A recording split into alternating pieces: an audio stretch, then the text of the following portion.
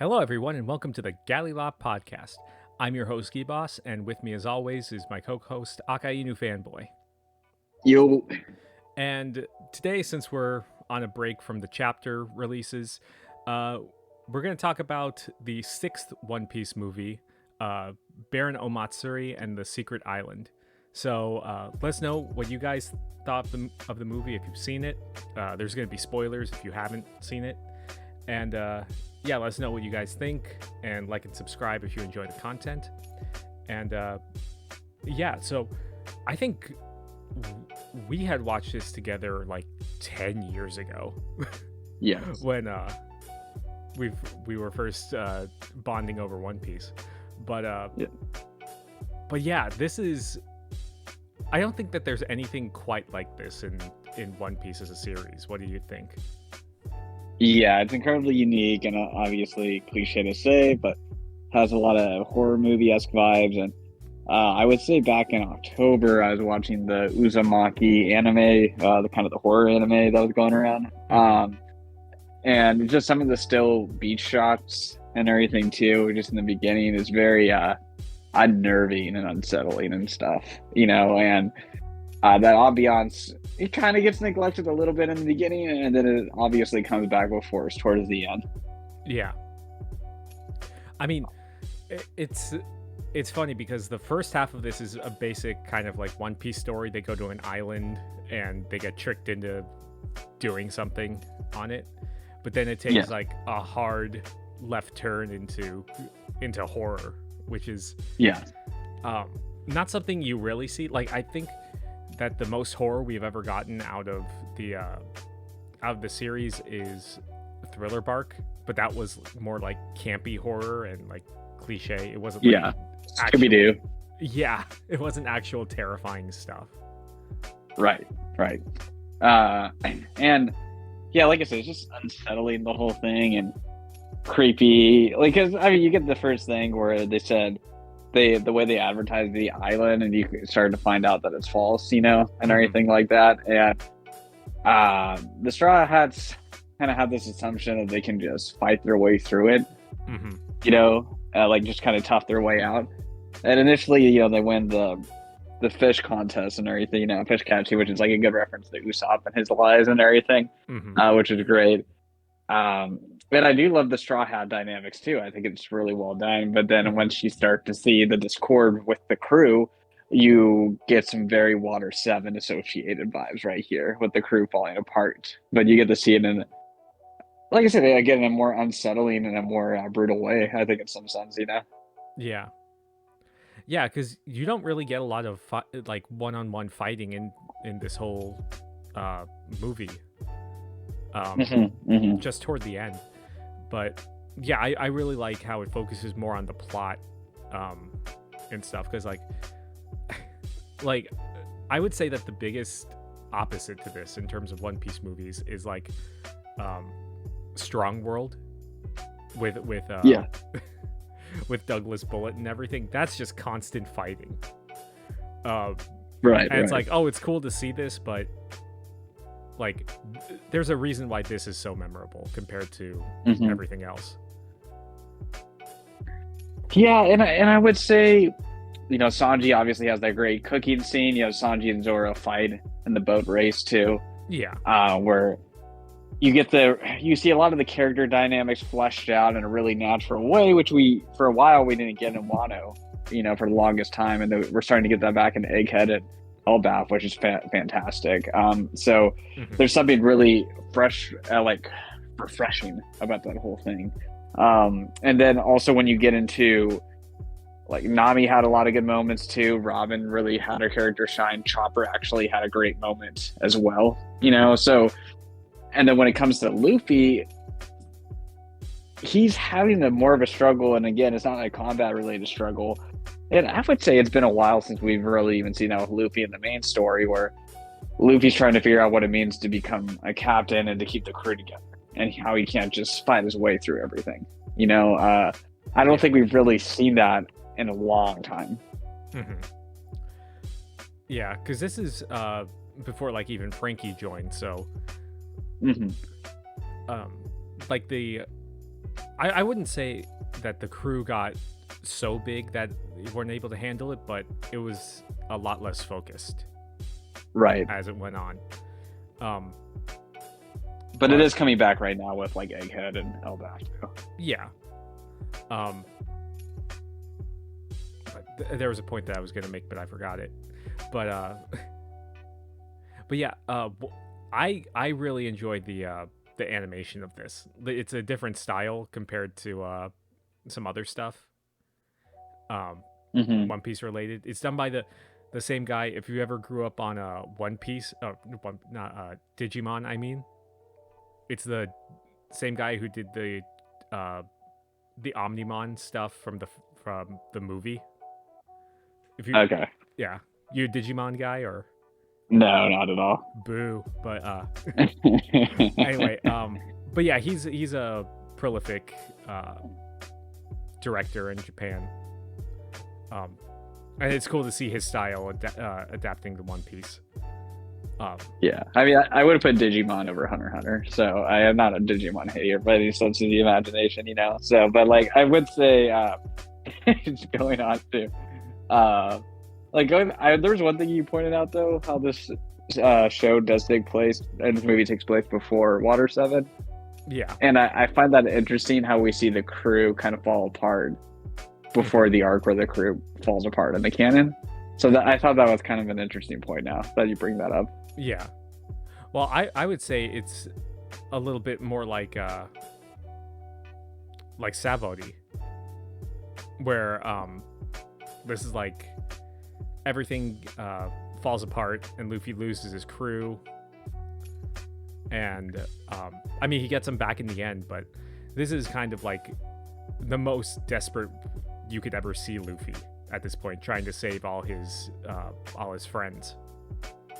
Yeah. Right, yeah. So that part was Saboti, and then kind of the earlier half would be Water 7. And I was watching it with someone who was saying that, you know, how is Luffy so weak and this and that, or he's so trash against this guy. And he hasn't even had gear second yet. He doesn't have gear second. And also, I think there is like clearly this, the whole point of the movie was thematically, this isn't a power thing. You can't power your way out of this. Mm-hmm. You know, where once the crew disbands, once your Nakama starts fighting against one another, that's how he takes control, and that's how he gets stronger. That's the entire impetus of the movie right there. Yeah. And well, on that subject, I do like the main villain, Barbon Omatsuri. He's yes. I do like how like all good villains of Luffy, he's like parallels in a way, because he has a love for his crew and just wanting to resurrect them and everything. Yes. And keep them alive, keep them going. But yeah, it's just the way that he does it. It's better than Moria did, because Moria just kind of turned them into zombies, but just for the sake of having power. Yeah. But yeah, this whole final part where Luffy's trying to fight against the Lily Carnation, I think it's really cool, because it's a when the Baron's just fighting with his bow and arrows, it's not like something we've seen before. Like a bad guy doesn't really have that type of power set, and it kind of hard counters Luffy, because we see him like pinned up against the rocks and everything. Yeah. But Luffy does get saved by the side characters in this, which is I don't know how to feel about them. The toothbrush mustache guy and the random family. Well, what do you think? Because they're I wouldn't say they're out of place, but they're just kind of there, you know? I think it's just a different take on the movie, and again, going back to that theme that you need Nakama and friendship to take over, and this isn't a brute power contest to win. You need to have friendship and teamwork to win, to defeat this boss, basically. And I think the fact that the father is the one that shoots the arrow to take him down, I think really hits home that point. That this is the type of movie that this is going to be, where it's going to emphasize Luffy's character as a leader and the importance of friendship over power levels, basically. Yeah, I mean, we do get some of that where we see like the toothbrush guy. He helps Luffy. He lets him use like his underground network of tunnels in the finale. So it's I don't know. It's just something that clashes with the horror vibe, you know? You still have that goofy One Piece-ness, but you kind of need it for the comedic relief once all the Straw Hats are taken out. Yeah. And Luffy's not in a laughing mood towards the end of the series either, you know?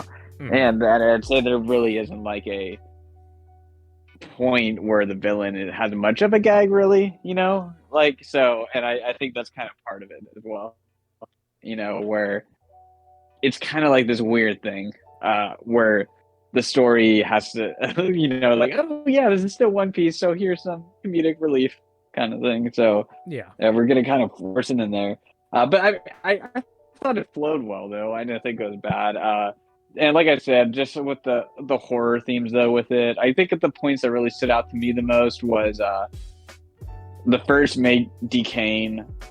yeah. Usopp interacting with what's it, the Kappa guy? I'm blanking on the guy's name. He was like the cabin boy. Yeah. That interaction was creepy too. And then obviously the ending shots when Luffy has all the arrows in him, and his horrified reaction as well. Yeah. Well, I think one of my favorite parts is when the stem just turns into a bunch of arrows in the background against the sky. It's all blood red and everything, and then the Lily Carnation, like, it shows that it's fully absorbed all the Straw Hats and everything. It just turns into this like eldritch abomination thing. Right. Yeah. It's and I think that's just. Go ahead. No. I just kind of went. Sorry, you continue your thought, because there was a thought I kind of wanted to go in a different direction with that point. No, go ahead. Okay. It makes me think. Do you think we're ever gonna have a point where like Emu has that same menacing aura, or any One Piece villain, or Luffy's gonna have that facial reaction in the story? I don't know, because I mean, the closest that we've seen him like in the story proper to this is like when everyone got sent away at Savori, and yes, but that was more like sadness compared to this, which is more like just like despair, like of what's going on. Maybe like, Ace's death could be one too. Yeah, but at this is just like I don't think he can comprehend what's going on. Like, I guess you could say that with Ace, but like, I think it's different with Ace. Like, he completely collapsed with that, but he's actively fighting to get his teammates back and everything. But it would have to be a point where like they're imminently in mortal danger, which I don't know if Oda would put them in that situation. And I feel like Gear 5, and this is one of my criticisms of Gear 5, makes it impossible in the emotional palette to allow that emotion to ever happen again, like pure horror. I mean, you know, I could see something happening where it's like a contrast, like Luffy's in Gear 5 and he gets taken out of it, and it's complete like despair. Sure, it would be a good juxtaposition of the two of the two extremes of his emotional states. It would never manifest in Gear 5 though. No. Right. So, because that kind of defeats the purpose of Gear 5, this happy warrior and stuff. I mean that would be a cool thing if that did happen in Gear 5, and then it kind of feels like all is lost. Yeah. You know, and unfortunately with Luffy's power levels as of late, it just kind of seems like at least in the foreseeable future, there's not going to be anyone that will push him to that limit ever again. So I don't know. It's an interesting thought to me. Are we ever going to see Luffy that broken and low again? Yeah, and I think that's what makes this movie so unique, is that Oda just kind of like let the director take this and the screenwriters take this route. I know it's non-canon and everything, but there's nothing that suggests it's not canon. Totally. It's way more coherent than let's say Strong World. Right, Douglas Bullets, Bundy World. I mean, even all the ones before this, it's kind of there's no place that they could have fit in the timeline. This could have, or make sense in the world. Easy. This could, but anyway, I also think this is like the first time like we've gotten a confirmation of like Luffy straight up killing someone at the end of the movie. That's true. Yeah, that's true. Because I don't think Luffy straight up killed anyone in like the series, or it's not brought attention to. Well, I think the dad did. That was more him. No, I mean Luffy just straight up punched Omatsuri. he punched Baron Omatsuri, and then he had the whole like monologue, like he's gonna go meet his crew again. Yeah. Honestly, for me, this movie's canon. I don't see any reason why it cannot be canon. Yeah. I just see it as a cool side quest adventure into a horror thing. And I think the characters are themselves. It flows well with the character and the crew development of Luffy. And I mean, I think in a way you could say the Straw Hats never learned their lesson. And that's okay, because like right after Water 7, they don't learn their lesson. It's the same thing. Yeah. Right. So in your marathon, you would put them after G8 or after Foxy. Yeah. It would have to be in between like Skypiea, Foxy area. That's where you would have to watch this. Yeah, why not? Yeah. I mean, yeah, I think it could work like perfectly. I think a lot of the earlier movies could work pretty well, actually.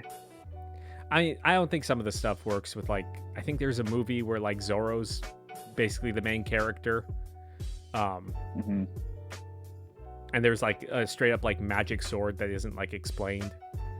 Okay, I think I know which one you're referencing. Yeah, it's been a while. Yeah, I don't know. I haven't watched any of the pre-Strong World movies except this one. Okay, I think I watched the very first one and the second one. I think those were the only two, and those two seem to have a lot of continuity, if I remember correctly. But maybe that's another thing we could start reviewing too. Yeah. Well, there's an episode of Alabasta. That's canon. Yeah. That's movie true. 8. But true. But yeah, I really like this movie, and there is a way that anyone could watch it if you look hard enough. That's all we will say. Yo ho ho. Yo ho ho. So. But yeah, I would say, like, out of the One Piece movies that you've seen, where would you put this one? We'll have to do a video once we review all these movies, then where we go, we'll rank them officially. Okay. I feel like this one's tied with Z for me in the number one spot, and I haven't really decided. Okay. This one's, I'm just saying off the cuff, this is number 2 for me, because I love Film Red. Okay. But yeah, it's definitely up there for me. Yeah, I love Z so freaking much, and then I love this one too. I think that they both, just the uniqueness, and this movie is so One Piece to me, even though it's so unique simultaneously. Wow, but I am a Marine fanboy at the end of the day, and I love so many of the story elements in Z as well. But yeah, this is definitely, if you're a One Piece fan, watch it if you have a chance. If you haven't been spoiled about it already, but yeah, definitely, it's definitely worth a watch. And yeah, any other final thoughts? No, that's it. Just like and subscribe, leave a comment below, and we'll see you guys soon. Definitely. See ya.